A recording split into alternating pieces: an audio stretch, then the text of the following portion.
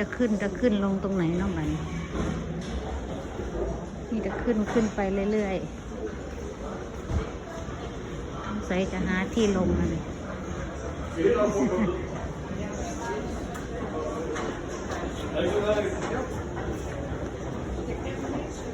หามุมลงได้แล้วหามุมลงแล้ว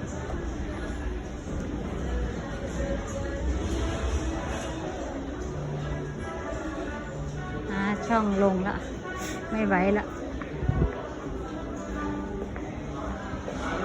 ไม่ใช่อะไรนะคะอันนี้120 ยูโรเคยเห็นนี่แม่ปวดกับพ่อใหญ่ที่บ้าน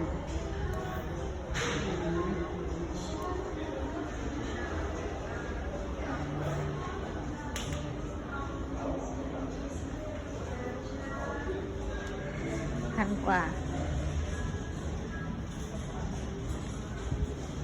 พันกุโคน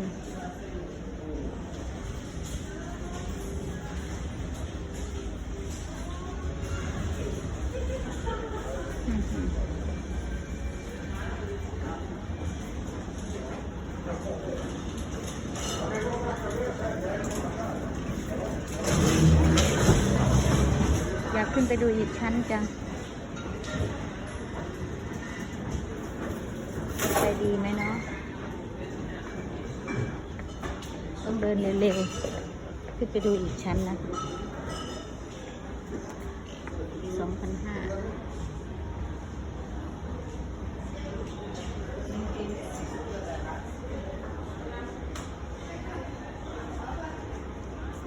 2,500